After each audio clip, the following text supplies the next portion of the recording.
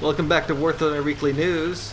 And this week, the 1.67 dev server was opened, and everyone got their paws on it to see what it held. A lot of neat stuff. Just go down in a list of what exactly we're looking at. For ground vehicles, the USSR is going to receive the IS-6 as a bundled premium for like $40. The 29K, a Russian flak truck, and the Su-51, a Tier 1 tank destroyer. It's rather slow and kind of silly looking, in my personal opinion. The US will receive the T-34, a heavy tank that apparently will only have AP shells, though apparently that's being looked at. The T-14, a premium heavy tank. It's like a fat Sherman essentially. And the M8 Scott. M8 Scott is what I'm most excited for, because ever since I've learned of this vehicle's existence, I've wanted it in War Thunder. Great Britain will receive the Centurion Mark I and the FV405. The Centurion Mark I is looking rather meh. Kind of like the FV4202. The FV4005 is looking amazing. It has the biggest gun in game, and it can pen a mouse frontally from any range, any angle, if I remember right. I didn't get to use it because I'm not that far up in the tree, though I'm getting there. The Japanese will receive the Type 87.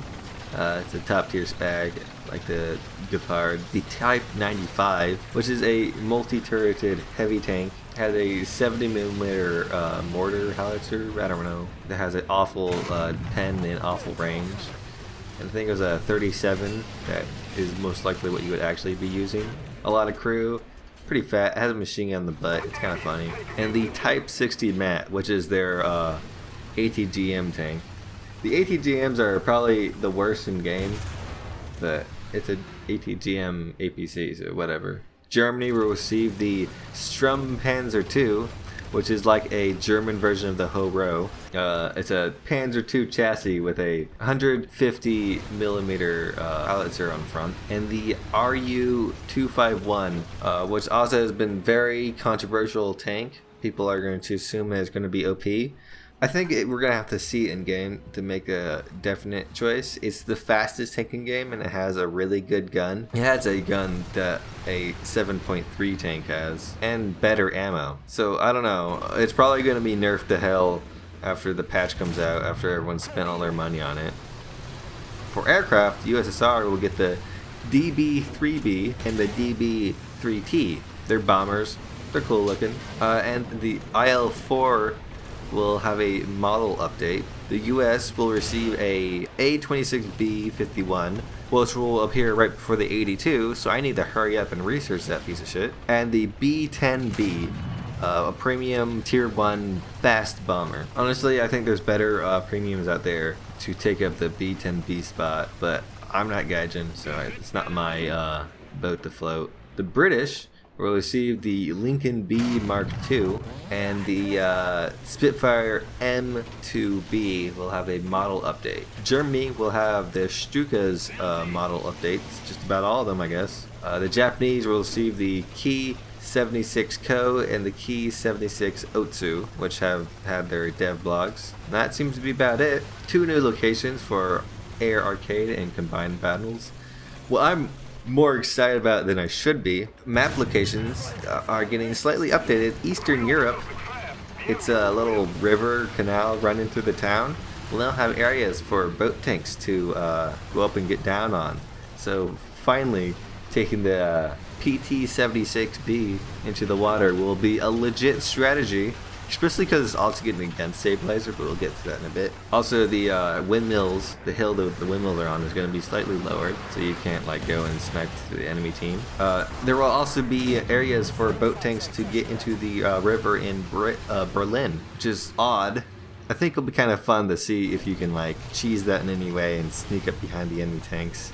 You have to be rather fast, and most boat tanks are real slow. Test drives for Japanese tanks now has US vehicles, which is kind of funny.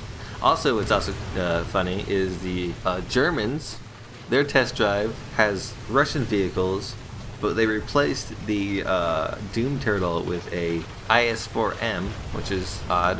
And the tank at the end of the field for its range is the T-10M. Hopefully we'll get the IS-7 so we can put that up in the hill instead. A bunch of flight models got changed. I'm not going to read through them all because I'm lazy like that. The ability to purchase winter camouflages for certain vehicles has been removed. Now you have to research the winter camouflages. You can't just flash your cash. Flame effects for exhaust pipes has been added and it looks amazing, but you really only see it at night. A bunch of vehicles will get gun stabilized in different ways. A lot of N-tier vehicles will have 2-plane stabilization. A lot of other vehicles randomly will have a single plane stabilization. What I'm most excited about is the PT-76B will have its gun stabilized, which means so when you actually go in water, you'll be able to snipe people in on land. What's interesting though is the Shermans have a vertical stabilization, which is interesting. So they'll be some of the earliest vehicles to get it. Also, what's been dug up on the dev server was a very odd inclusion of some parts, it seems, for new boats. These boats get rather large, but still count as fast attack craft. But what's concerning about them is one of them, the Albatross class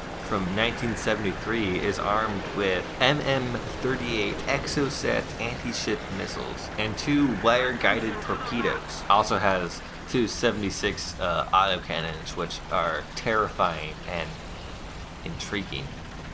The reason why people are making a big fuss about this, or at least from what I've read, is that these are radar homing self-guided missiles, fire and forget. Gaijin's moniker for the whole time has been the no fire and forget weapons, but now we have a fire and forget weapon, or sort of. So is it true that they're gonna add this?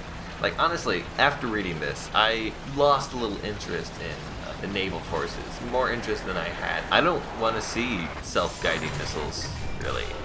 I like the concept of manual guided missiles, like that one German one, but I don't like the self-guided stuff. Well, anyways, this isn't exactly an in-depth review of the patch notes and all the neat stuff, because I'm pretty sure anyone who watches this has already watched all the other guys who do videos on these. So I'm just making this to try to be consistent because I haven't got anything out there in a while. Thanks for watching. Have a good day. Don't forget to like. If you didn't like it, don't like. I don't want your likes. If you have any comments or concerns, hit me up in the comments. I will respond awkwardly because I don't understand what you're saying. And have a good day.